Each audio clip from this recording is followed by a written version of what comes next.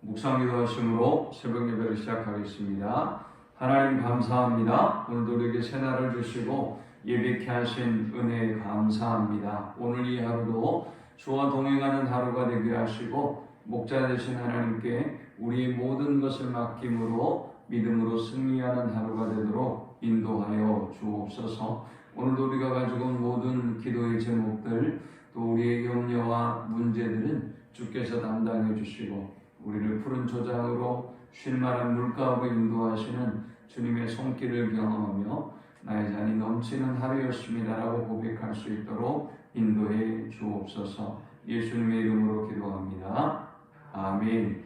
찬송 570장 드리겠습니다. 주는 나를 기르시는 목자요 나는 주님의 귀한 어린 양 푸른 풀밭 맑은 시냇 물가로 나를 늘 인도하여 주신다. 주는 나의 좋은 목자 나는 그의 어린 양 저를 따라 꼴을 먹여주시니 내게 부족함 전혀 없어라. 예쁜 새들 노래하는 아침과 노을 비키는 고운 황혼에 사랑하는 나의 목자 음성이 나를 언제나 불러주신다. 주는 나의 좋은 목자 나는 그의 어린 양 저를 따라 꼴을 먹여주시니 내게 부족함 전혀 없어라. 못된 짐승 나를 해치 못하고 거친 비바람 상치 못하리. 나의 주님 강한 손을 펼치사 나를 주야로 지켜주신다. 주는 나의 좋은 목자 나는 그의 어린 양 저를 따라 꼴을 먹여주시니 내게 부족함 전혀 없어라.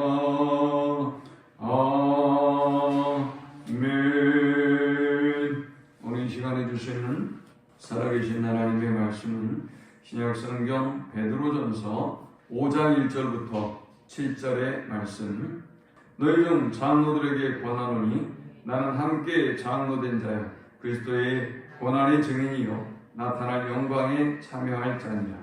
너희 중에는 하나님의 양모리를 치되 억지로 하지 말고 하나님의 뜻을 따라 자원함으로 하며 더러운 이득을 위하여 하지 말고 기꺼이 하며 맡은 자들에게 주장하는 자세를 하지 말고 양모리의 본이 되라.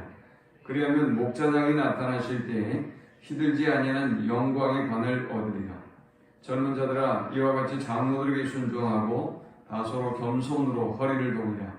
하나님은 교만한 자를 대적하시되 겸손한 자들에게는 은혜를 주시느니라. 그러므로 하나님의 능하신 손 아래서 겸손하라. 때가 되면 너희를 높이시리라. 너희 염려를 다 주께 맡기라. 이는 그가 너희를 돌보심이라. 아멘. 사도 베드로는 이제 나이가 많이 든 상태입니다. 그리고 이제는 사역에서 자신이 물러나야 할 때임을 알고 있습니다. 이런 사도 베드로가 남겨진 교회, 남겨진 성도들에게 더구나 고난의 시대에 흩어진 성도들에게 어떻게 여러분들이 이 고난과 어려움을 이겨내야 하는지를 이제 베드로전서를 마감하면서 우리에게 4가지로 교훈하고 있습니다. 당시 유대인들은 흩어져서 신앙생활하는 것 자체도 매우 힘들고 어려웠지만 네로 황제의 화재 사건으로 인한 오해를 받고 있었고 그리고 그 화재 사건 이후로 더욱더 혹독한 오해와 또 편견과 그들을 향한 모함과 이런 고통과 싸워야만 했습니다. 그래서 사도 베드로는 오늘 그의 이 베드로전서를 마감하면서 이들에게 네 가지를 부탁하고 있는 것입니다. 오늘 1절에 보니까 너희 중 장로들에게 권하노니 나는 함께 장로된 자요 그리스도의 고난의 증인이요 나타날 영광에 참여할 자니라 했습니다. 교회에서 제일 중요한 사람은 리더, 지도자들인데 오늘 본문에는 장로라고 하고 있어요. 당시 초대교회는 직급 자체가 오늘날의 교회처럼 교회 같은 구조를 가지고 있지 않기 때문에 우리가 생각하는 그런 장로의 개념이 아니에요. 여기 장로는 연장자를 의미해요. 교회의 어른들, 지도자들을 의미하는 것입니다. 교회에서 가장 힘들고 어려운 사람들이 바로 이 지도자들이죠. 이 지도자들이 많이 무너진다면 교회는 무너지게 돼 있어요. 그러나 성도들의 어떤 일부의 영역이 무너지고 또 성도들이 시험에 들고 하더라도 지도자만 서면 이 교회는 성도는 회복되고 또 전진해 갈 수가 있는 것이죠. 만일 지도자들이 지금 직면하고 있는 이 고난을 피한다면 어떻게 될까요? 그러면 이제 이 베드로전서의 수신자들의 교회는 무너지게 되는 거예요. 그러니 오늘 이 본문을 시작하면서 장로들에게 권면하면서 우리의 눈에 띄는 두 단어가 있죠. 바로 고난과 영광이에요. 고난의 증인이요 나타날 영광에 참여할 자니라 그랬어요. 누가? 교회 지도자들이. 여러분이 고난의 증인이고 여러분들이 앞으로 그리스도께서 나타나실 때에 그 영광에 참여할 자들입니다 라고 말하고 있어요. 이것은 교회와 또 지도자들이 모든 성도들이 함께 고난에 참여해야 되고 함께 영광에 참여해야 할 자라는 것을 밝히고 있는 것입니다. 실제로 베드로도 자신을 장로라고 칭하면서 이 고난과 영광을 함께 이야기하고 있는 이유가 뭘까요? 자신이 그리스도의 고난과 영광을 경험했어요. 자신도 하나님의 일꾼으로 고난과 영광을 경험하면서 지금 이 자리에 왔어요. 그리고 이제 그의 생애가 얼마 남겨지지 않고 있는 이 시점에 그의 사역을 마감해가고 정리하는 이 시점에 그는 이제 또 다른 제자들에게 이 다음 세대들에게 그리스도의 고난과 영광에 대하여 이야기해야만 했고 자신이 고난과 또 영광에 참여했던 이야기를 들려주고 또 지도자들이 올바르게 서기를 원했던 것입니다. 그러면서 지도자들에게 세 가지를 부탁합니다. 2절에 보니까 너희 중에 있는 하나님의 양모리를 치되 억지로 하지 말고 했습니다. 사도 베드로가 양물이다라고 칭한 것은 물론 예수님의 가르침 때문이기도 합니다만은 그는 부활하신 주님과의 만남에서 주님이 그에게 물으셨죠. 무너진 베드로에게 내가 나를 사랑하느냐? 여전히 내가 나를 사랑하느냐? 라고 주님은 물으셨고 그에게 내 양을 치라, 내 양을 먹이라 라고 말씀하셨습니다. 베드로는 아마 자신이 목양을 하고 선교를 하고 하면서 주님께서 자신에게 주셨던 그 음성을 기억하고 먼저 모든 일의 근원이 베드로도 쓰러지고 넘어질 때도 있었고 또 장담하고 실패한 적도 있었고 하면서 자신의 초라함, 누추함, 연약함을 끊임없이 보아야만 했단 말이죠. 그러고 나서 이 주님의 가르침을 생각했을 거예요. 모든 하나님의 일은 하나님을 사랑함으로 말미암아 내가 감당해야 한다는 것을 베드로는 이제 주님으로부터 배워서 알고 있고 스스로 경험해서 알고 있는 것입니다. 그러면서 세 가지 원리를 이야기하고 있습니다.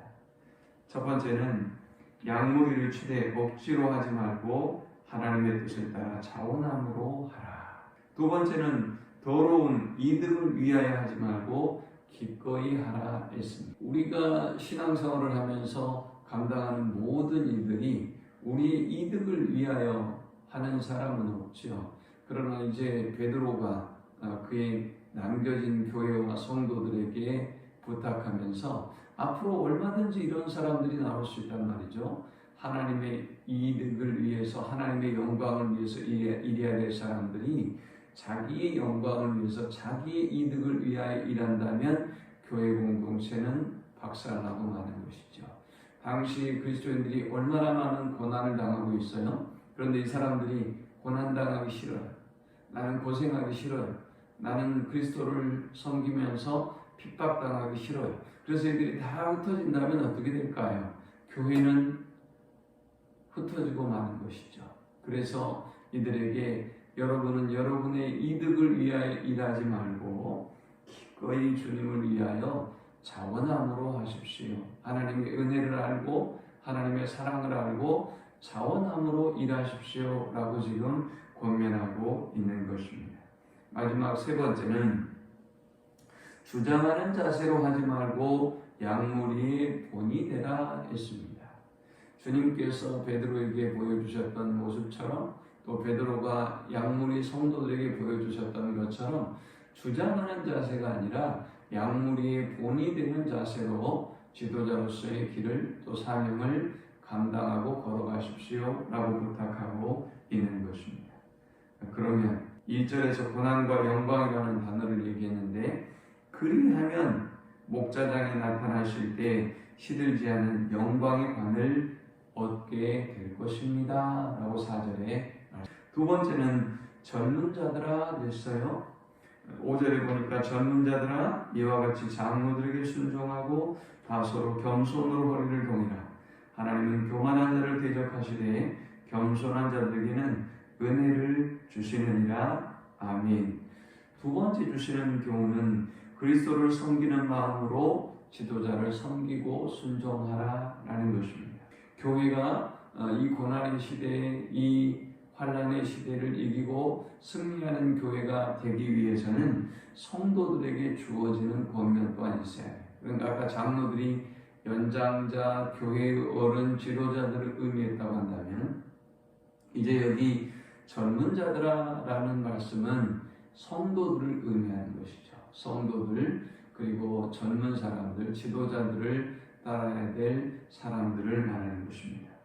그렇다면 성도들은 어떤 마음의 자세를 가지고 교회를 섬겨야 할까요? 교회 지도자들에게 순종하라라고 했습니다. 또 서로 겸손으로 허리를 동이라라고 했습니다. 만일 성도들이 양무리가 만일 양이 목자보다 교만하다면 어떻게 될까요? 그러면 그 양무리는 엉망이 되고 말겠죠. 양은 목자를 따르지 않을 것입니다. 그럼 어떻게 될까요? 우는 사자처럼 산길자를 두루차는 마귀가 그 양을 그대로 놔둘 수가 없죠. 그 양은 푸른 초장과 쉴만한 물가에 도달할 수가 없어요. 그 양의 안전은 책임질 수가 없는 것입니다. 양이 아무리 교만하다 할지라도 양은 스스로의 안전을 책임질 수가 없는 동물이에요. 그러므로 항상 우리는 겸손으로 허리를 동이고 또 하나님이 지도자들을 통해서 연장자들을 통해서 우리를 가르치고 또 우리를 권면하고 세워나갈 때 겸손으로 허리를 동이고 순종하는 삶을 살아야 될 줄 믿습니다. 세 번째는 6절에 보니까 그러므로 하나님의 능하신 손 아래서 겸손하라 때가 되면 너희를 높이시리라 했습니다. 세 번째 교훈은 하나님의 능하신 손 아래서 겸손하라라는 것입니다. 교만은 패망의 선봉이요 거만한 마음은 넘어짐의 앞장입니다. 만일 이 핍박과 환난의 시대의 성도들이 교만해서 주님의 인도하심을 따르지 않는다면 지도자들의 인도하심을 따르지 않는다면 멸망하고 마는 것이죠. 그러므로 말세에 또 핍박과 환난의 시대에 성도들은 하나님의 전능하신 손길에 우리의 모든 것을 맡겨야 하는 것입니다. 그리고 겸손으로 허리를 동여야 합니다. 그러면 주님이 우리를 돌보시고 또 때가 되면 우리를 높일 것이기 때문에 더구나 코로나의 시대에 교회가 얼마나 힘들고 어려운 일들을 많이 당했는지 당했어요. 그러나 우리에게는 믿음이 있어야 돼요. 우리가 지금 그냥 겸손하게 하나님만 바라보고 하나님께 모든 걸 맡기고 나아가면 하나님이 교회의 영광을 회복시켜 주시고 성도의 영광을 회복시켜 주실 것을 믿고 나아가야 하는 것입니다. 마지막 네 번째는 너희 염려를 다 주께 맡기라 라고 말씀하셨습니다. 7절에 보니까 너희 염려를 다 주께 맡기라 이는 그가 너희를 돌보십니다. 이 혼란스러운 환난과 핍박의 시대에 하나님의 교회가 하나 되어서 그들의 모든 생활의 고민과 또 영적인 문제들과 어려움들을 하나님께 온전히 맡겨드리면 교회 어른들이 어떤 당면한 많은 문제들을 해결해 나가면서 양무리를 이끌어 나가듯 목자장이신 하나님께서 모든 교회와 성도들을 온전히 돌보시고 이끌어 가실 것이기 때문에 우리는 그냥 목자장이신 그리스도의 인도를 받아 또 교회 어른들의 인도를 따라 순종하고 나아가면 하나님이 높이시고 돌보시고 또 보호하시며 인도해 주실 것이라는 것입니다. 이 말씀을 기억하면서 환난과 핍박의 시대에 오직 주님만 바라보고 주님의 인도하심 아래 거하고 또 겸손히 낮아져서 하나님이 마침내 영광에 이르게 하심을 경험하는 우리 모두가 되시기를 축원합니다. 하나님 감사합니다. 귀한 말씀을 통해서 은혜 받고 깨닫습니다. 더욱더 능하신 하나님 앞에 겸손하게 하시고 또 순종하게 하셔서 하나님이 마침내 이 고난을 끝내고 영광의 도달함을 누리는 우리 모두가 되게 하여 주옵소서. 예수님의 이름으로 기도합니다. 아멘. 지금은 우리 주님 예수 그리스도의 크신 은혜와 성부 하나님의 극진한 사랑과 성령의 인도 보호 교통 충만케 하시니 우리가 직면하고 있는 모든 고난과 환난 속에 고난에도 참여하지만 또 앞으로 누리게 될 영광을 바라보며 승리하는 삶을 살기를 소망하는 모든 성도들의 머리 위에 지금부터 영원토록 함께 있을지어다. 아멘.